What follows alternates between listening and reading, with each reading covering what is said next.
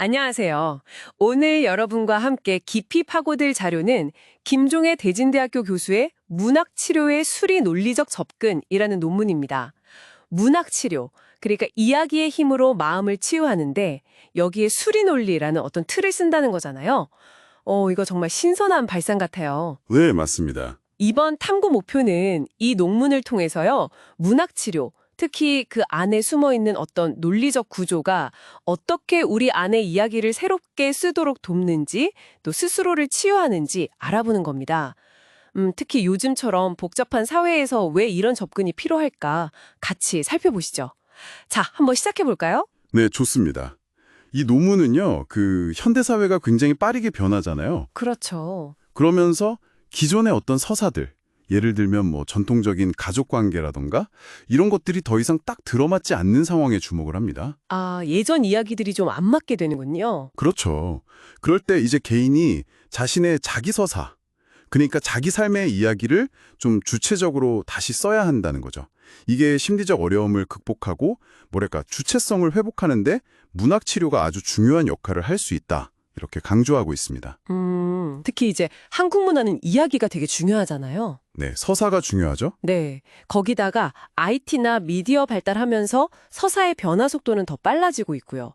그래서 그냥 막연하게 공감해주고 위로하는 걸 넘어서 좀 더 체계적인 문학치료 접근법이 필요하다. 이런 문제의식에서 출발한 논문입니다. 논문 보니까 프로이트나 아들러, 융 같은 정신분석학의 대가들 이론하고도 연결점을 찾던데요. 이게 문학치료랑 어떻게 연결되는 건가요? 아, 그게 핵심이 바로 서사 전환이라는 개념인데요. 서사 전환이요? 네. 그러니까 단순히 그냥 좋은 이야기를 듣는 게 아니고요. 내담자가 원래 가지고 있던 이야기, 즉 서사의 그 근본적인 구조 자체를 바꾸는 걸 목표로 합니다. 논문에서는 이걸 이제 정신분석학에서 말하는 인간 발달 단계라던가 아니면 관계 속의 역동성 이런 거랑 연결을 시키는 거죠. 아, 그렇군요.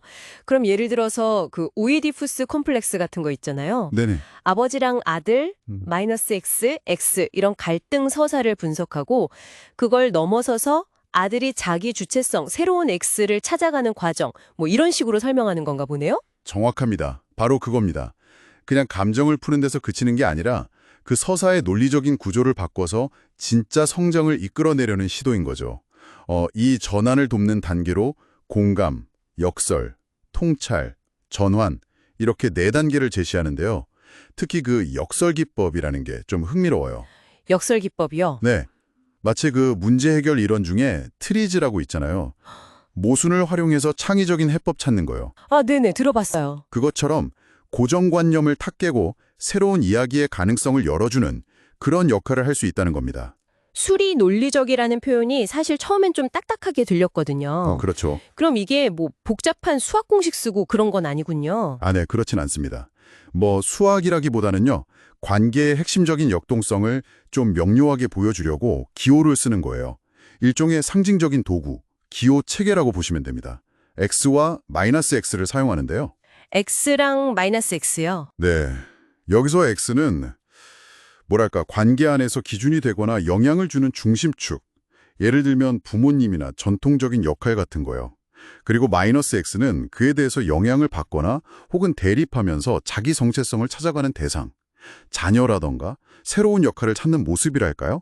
그런 걸 상징한다고 볼 수 있습니다. 그렇군요. 아, 그러면 이 X랑 마이너스 X라는 틀로 실제 관계들을 어떻게 좀 분석해 볼 수 있을까요? 예를 들어서 가장 기본적인 가족 관계부터 한번. 네, 그럼요. 가장 흔한 예로 부자 서사를 한번 보죠. 아버지 X하고 아들 마이너스 X의 관계.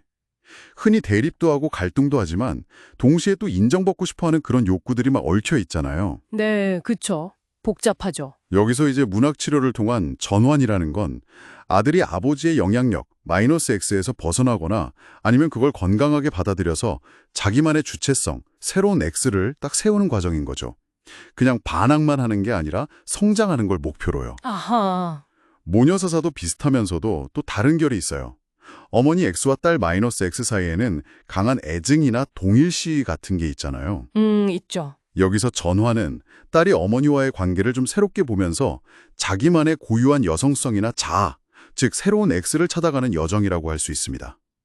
이 X와 마이너스 X 구조로 보면요. 관계의 핵심 갈등이 뭔지, 또 어디로 나아가야 할지 이게 좀 더 명확하게 드러나는 면이 있거든요. 오, 더 나아가서 부부 서사나 부모 자녀 서사 전반에서도 이런 X와 마이너스 X의 역동성을 찾아볼 수 있습니다. 이게 뭐 한쪽이 딱 고정된 X는 아니고요. 상황에 따라서 남편이 X, 아내가 마이너스 X가 되기도 하고 또 그 반대도 가능하고요. 아, 유동적이군요. 네. 중요한 건 이 틀을 통해서 관계의 현재 상태를 진단하고 서로 이해하고 존중하면서 좀 건강한 관계, 그러니까 각자가 주체적인 X가 되는 관계로 전환하는 길을 찾아보는 데 있는 거죠.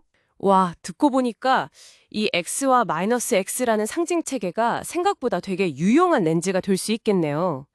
복잡한 관계의 본질이나 변화 가능성을 꽤 명료하게 보여주는 것 같고요. 맞습니다. 우리가 가진 이야기의 힘을 좀 더 체계적으로 활용하는 방법론이네요. 네, 그렇죠.